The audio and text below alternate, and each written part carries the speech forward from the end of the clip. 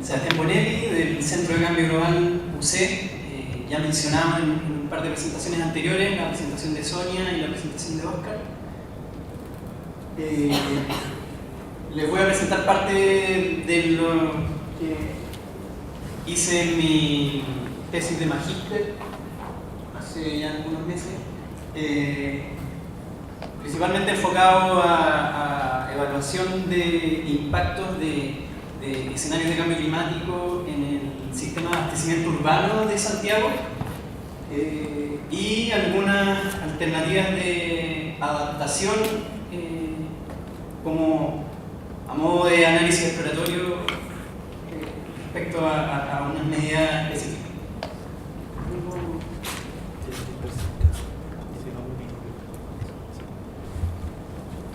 Eso es más o menos lo que vamos a ver. Primero la zona de estudio, después los objetivos, la metodología, resultados principales y conclusiones. Y una breve reseña del proyecto MAPA, el proyecto que Sonia y Oscar también mencionaron en sus presentaciones. Perdón.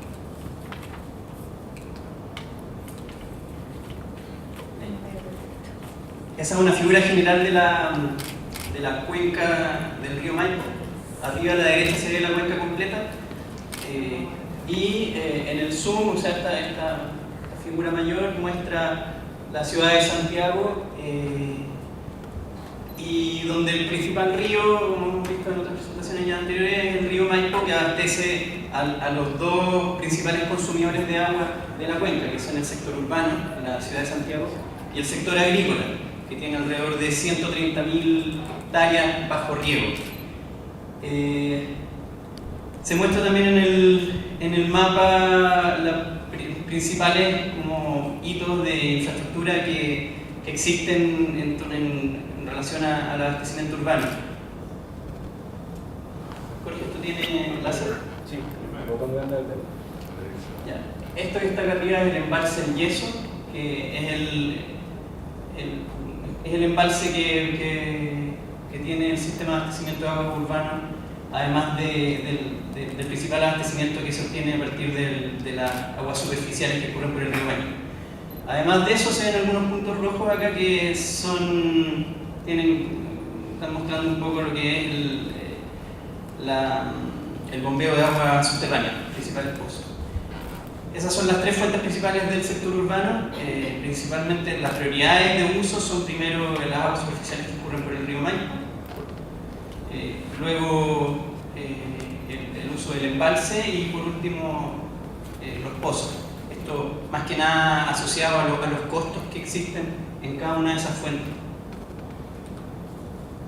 Estas son las principales condiciones de clima y hidrología en el gráfico superior. Las barras celestes muestran las precipitaciones que se dan en una de las estaciones que existe en Santiago, que se llama Quinta Normal. La línea negra punteada muestra las temperaturas promedio y por último en azul oscuro se ven los niveles de caudales del río Maipo. Se observa que las lluvias se concentran principalmente en invierno, son de alrededor de 300 milímetros en total en el año. Y además de estas precipitaciones, en altura en la cordillera se dan precipitaciones en forma de nieve, que en la medida que aumentan las temperaturas provocan que los caudales aumenten, y es por eso que tenemos nuestros mayores caudales en primavera y verano. Lo que muestro acá abajo son los principales usuarios que ya mencioné en términos de sus consumos históricos. La línea verde indica los consumos del nodo agrícola o del sector agrícola y la línea roja representa el sector urbano. Se observa que la parte agrícola tiene un consumo obviamente mucho mayor asociado a los riegos que tienen las especies que conforman el mix de cultivos que tenemos en la zona. Y es interesante ver cómo esa estacionalidad que se da coincide bastante con la estacionalidad de los caudales que tenemos. En ese sentido es una ventaja para la agricultura, o para las especies que hoy día conforman esta agricultura, que estos caudales se den de mayor volumen en esta parte del año. Los consumos del sector urbano son mucho menores en relación a la agrícola y son menos estacionales en el año, se podría decir. Y estas son algunas proyecciones. La figura de arriba muestra proyecciones de cambio climático para el caudal del río Maipo en el Manzano, que cerca a la zona donde está el principal punto de extracción para el abastecimiento urbano. La línea negra muestra los caudales de un escenario control histórico, y las líneas que siguen más abajo, azul, amarillo y rojo, son 3 escenarios futuros que se indican acá en la leyenda: el 2010 al 2040, el 40 al 70, el 70 al 100. Se ve como los principales impactos esperados por cambio climático son sobre todo en términos de volumen. Hay una disminución en volumen y hay un adelantamiento en los picos, en los caudales máximos durante el año. Cuando vemos este tipo de proyecciones y las... ¿Dónde tengo que apuntar? Para cambiar. Bueno, si vemos ese tipo de cambios y los comparamos a cómo es la situación actual, se ve que podrían existir desventajas en términos de estacionalidad para el sector agrícola, pero también en términos de lo que es el abastecimiento urbano. Sobre todo si pensamos que las proyecciones de población indican que en general para Chile y Santiago, esto está basado en datos de proyecciones de CEPAL, del estudio CEPAL, son de un crecimiento al menos hasta la mitad del siglo, donde es probable que posterior a eso pueda haber una disminución en la población. Esto indicaría probablemente mayores consumos en la medida que avanzamos en el siglo. Tomando ese contexto y ese tipo de proyecciones, el objetivo del estudio que estoy mostrando es evaluar los impactos asociados al cambio climático en la zona y también del crecimiento poblacional que existe o que se proyecta sobre el sistema de abastecimiento de agua urbana de Santiago y aplicar un marco de adaptación frente a esos impactos.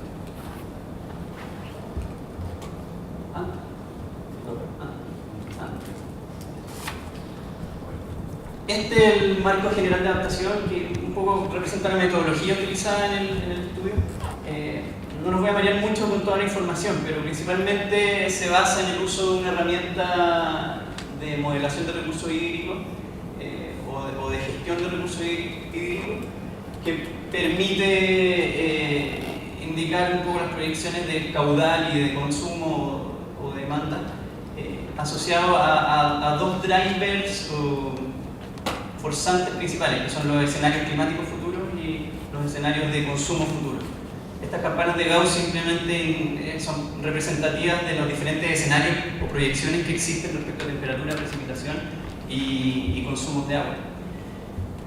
A partir de los resultados que este modelo de gestión de recursos hídricos siendo alimentado por estos distintos escenarios, podemos obtener distintos outcomes o indicadores, por decirlo de alguna manera, que nos permitan evaluar cuál es la posición o los impactos que puede tener el sector urbano en este caso.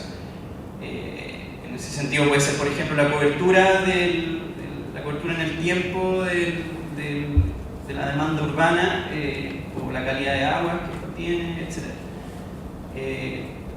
Y en base a eso podemos ver si se cumple o no se cumple una función objetivo. En el caso del estudio que estoy presentando, esa función objetivo se estableció ser la de mantener los estándares actuales de abastecimiento urbano en Santiago. Por último, si esa función objetivo no se cumple, es donde entran a plantearse alternativas de adaptación, se vuelve a correr el modelo y se observa si se cumplen o no se cumplen esta función objetivo en base a estos indicadores. El modelo utilizado, que más o menos lo que mencioné aquí de recursos hídricos, fue el modelo WIP, principalmente porque permite la simulación hidrológica de los caudales, pero además de eso permite la incorporación de las demandas en el mismo modelo. En ese sentido, mi trabajo se enfocó sobre todo en representar las demandas urbanas en este modelo hidrológico y vincular ambos temas. Esta es una interfaz general del modelo. Esas son las subcuencas que se modelaron y la incorporación de los principales temas de infraestructura y las mismas demandas de Santiago.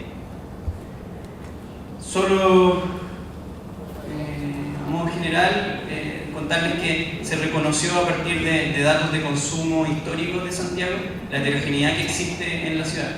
Esto además es bien interesante cómo hay sectores de Santiago donde el consumo puede ser más de 10 veces mayor que en otros puntos. Por ejemplo, esta parte de estos sectores verdes en el área norponiente de la ciudad son los sectores más acomodados donde hay un nivel mucho mayor de consumo de agua. Estos son consumos promedio anuales históricos.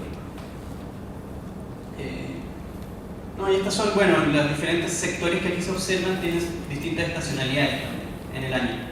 Hay sectores mucho más planos y otros mucho más estacionales. Los más estacionales se vinculan más a lugares donde hay mayores consumos debido a que se asocian a lugares donde hay más áreas verdes, más jardines, etc. Estos son los escenarios de cambio evaluados, principalmente un escenario de cambio climático a mitad de siglo de proyección. Y otro de cambio climático más cambio en la población, para evaluar ambos factores, y fueron comparados a un escenario control histórico de 30 años.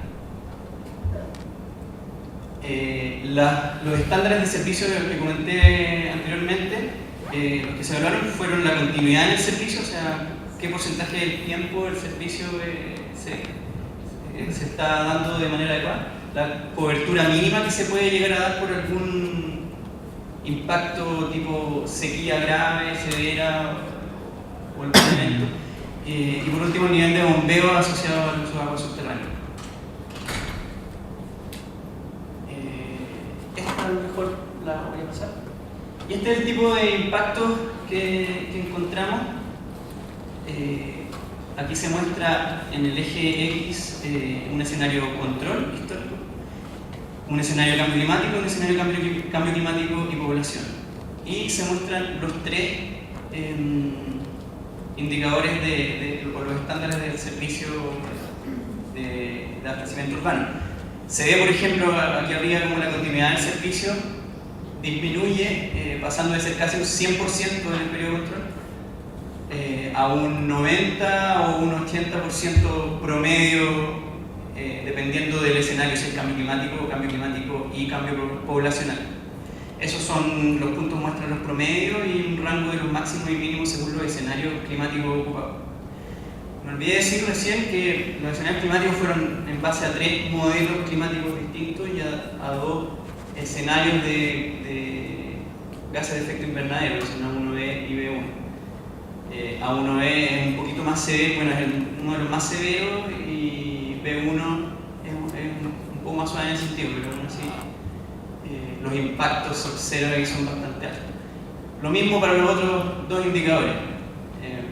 Siempre hay efectos producto de disminución en la oferta y aumento en la población. Entonces lo que evalué en este modelo como adaptación fue, por un lado, evaluar qué cantidad de derechos permitiría a la principal sanitaria de Santiago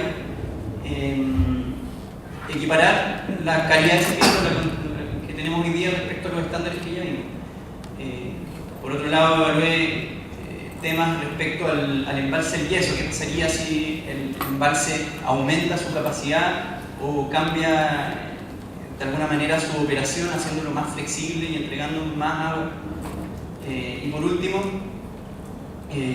un aumento en la eficiencia. Es decir, ¿qué pasa si el consumo de agua asociado al no urbano disminuye en alguna magnitud en términos porcentuales? De esa manera saqué varios resultados, pero quise mostrar los resultados más atractivos que a mi juicio son estos. Aquí yo muestro la combinación de 2 medidas. En el fondo son niveles porcentuales de mejoría en la eficiencia en el escenario y niveles de aumento en la cantidad de derechos que tiene la sanitaria correspondiente a Santiago. Vemos que combinaciones de ambas medidas permiten mantener una continuidad del servicio de un 98%, es decir, el 98% del tiempo la cobertura es completa, mediante distintas combinaciones de ambas medidas. Quise mostrar esta sobre todo porque las medidas asociadas al cárcel yeso no fueron muy promisorias, no hubo mayores cambios respecto a los estándares que comenté. En ese sentido es interesante ver cómo una compra de derechos, que potencialmente 800 derechos respecto al número de derechos disponibles o que existen en la cuenta, es un número bastante alto, casi un 10% del total de derechos que existen. Entonces es interesante ver cómo eso se puede un poco amortiguar mediante una mejoría en la eficiencia. La siguiente. Y este es otro tipo de evaluación que se basa un poco en evaluar la relevancia de utilizar proyecciones climáticas en el momento de decisión de alguna alternativa de adaptación. En este caso, nuevamente es la compra de derechos por parte de la sanitaria. Acá lo que hice fue revisar cómo, si es que yo tomo la decisión de compra de derechos en un cierto año, que en este caso es cada 15 años, cuando efectúo la decisión de compra de derechos, yo evalúo en dos escenarios distintos cuántos derechos debo comprar para mantener el estándar de continuidad de servicio. Una de esas metodologías es mirando 30 años hacia atrás como viene de biología. La otra metodología es qué pasa si miro hacia adelante y uso solo 15 años de histórico y 15 años de proyección. Los puntos blancos indican una decisión sin proyección climática, es decir, mirando siempre hacia atrás en el tiempo para ver cuántos derechos necesito para abastecer la población continuamente. Y los puntos negros indican un escenario donde se observa hacia atrás y en parte hacia adelante, o sea, con proyección climática. Lo interesante de esta figura es que solo al 2040 es donde vemos realmente una diferencia entre ambos escenarios, es decir, de aquí a 2025, según los supuestos que existen detrás de este modelo y según la incertidumbre que siempre hay asociada a los modelos climáticos, el principal determinante de posibles problemas respecto al abastecimiento urbano va a ser el aumento de la población y no necesariamente el cambio climático. Sin embargo, cuando nos acercamos a mitad de siglo, tiende a haber una diferencia y empieza a importar más la proyección. Luego ambas metodologías parecen volver a juntarse, esto debe estar mucho más relacionado a que los escenarios de población en el fondo tienden a ir disminuyendo nuevamente hacia final de siglo y por ende los consumos son también menores. 1000, 2000, 3000, 4000, ¿qué? Derechos son los... ¿Son cuantidades? ¿Cuántos derechos debería yo tener? Claro. ¿Unidades de derecho? Claro, claro. Sí, ¿se corresponde a una cuantidad? 7,6 Solo cualitativo. Por ejemplo, hoy día, o sea, los derechos que existen en la cuenca son alrededor de 8.100, no sé si. Todos de derechos de agua. ¿En qué unidad se mide un derecho? ¿En qué unidad se mide un derecho? Es que en la mañana se habló harto de eso, por eso pensé que esa ya estaba un poco integrado, pero en el fondo el sistema funciona en base a una determinación de un monto de derechos en una cuenca determinada, en este caso el Maipo, y que se hace en base, en el fondo, la Dirección General de Agua verifica en base a datos históricos cuál es el caudal que se hace un 85% de las veces. ¿Se entiende? Entonces, en base, bueno, revisan los datos históricos de caudales. Sí, pero ¿cuánto es en esta cuenca de datos? 7,6 litros por segundo. Gracias. Bueno, yo quería explicar que... Gracias. Bueno, esa es la equivalencia final. Sí. Y esto es lo que tiene la sanitaria hoy día. Entonces, en el tiempo tendría que tener montos cercanos a 3.000, por ejemplo, mitad de servicio.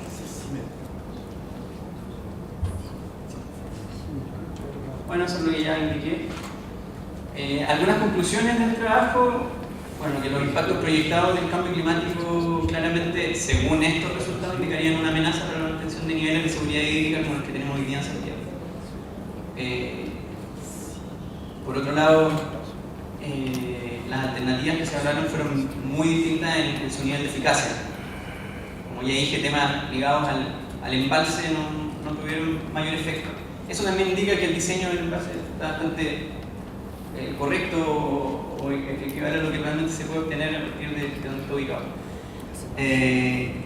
Mientras que la eficiencia y la compra de derechos fueron las mejores opciones entre las cuatro que se realizaron. Queda abierta un poco la discusión respecto a la aplicabilidad de estas alternativas. Una mejoría en la eficiencia puede darse mediante una diversidad bastante amplia de determinaciones, como cambiar coberturas de suelo en los jardines, en vez de tener pasto, tener especies nativas que consumen de manera más eficiente el agua, más adaptadas a las condiciones que existen en esta zona, etc. O cambios en los artefactos de los hogares, cosas de ese estilo. Mientras que una compra de derechos va a ser ahí mucho más dependiente de las condiciones de mercado que existan, de la disponibilidad de vender por parte de los propietarios de los derechos en la compra. Cabe mencionar que todos esos derechos ya están otorgados, ya hay un usuario, o sea, ya están todos asignados.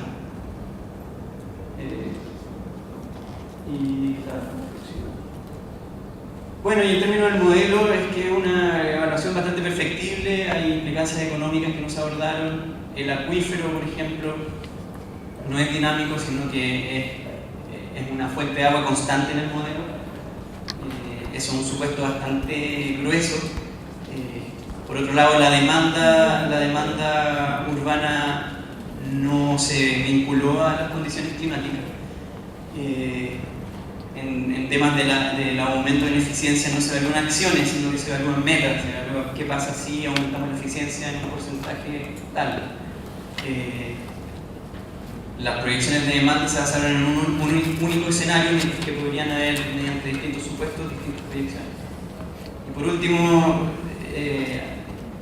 la alternativa de incorporar cambios de uso de suelo puede ser súper importante para entender un poco cuál es la direccionalidad en términos del uso del recurso geográficamente en la cuenca. Por último, quería un poco dar una reseña de este proyecto MAPA, que es el que se mencionó en las presentaciones anteriores, y que da un poco continuidad a los temas que muestro en esta presentación y que incorpora también otros temas. Este es el objetivo principal del proyecto: articular el desarrollo de un plan de adaptación respecto a la variabilidad y al cambio climático, siempre asociado a análisis de vulnerabilidades de distintos tipos de usuarios de agua en la cuenca del Maipo. En ese sentido, lo que nosotros, como la filosofía del proyecto, busca que distintos actores relacionados con los recursos hídricos en la cuenca se incorporen y participen en el proceso de investigación del proyecto. Estos son distintos logos de los distintos actores que se han incorporado y participan hoy día en el desarrollo de este proyecto, y con quienes ya hemos sostenido reuniones, talleres, y así nos permiten tener feedback, retroalimentación, datos y otras cosas relevantes, y que permiten también que ellos se empoderen finalmente de los productos de este proyecto de investigación. Estos son actores relacionados con el sector público, generalmente asociados a temas de fiscalización o del Ministerio de Agricultura, Ministerio de Medio Ambiente, etc. Usuarios de agua, asociados o que representan un poco la sanitaria, la hidroelectricidad, la minería. Y por último, representantes de la sociedad civil y organismos multilaterales, como son algunas ONG y CEPAL, por supuesto. Estas son algunas fotos de un taller que tuvimos en abril. Ese es nuestro primer newsletter, donde un poco resumimos, salió hace poco, y resumimos un poco las cosas que hemos ido haciendo. Eso.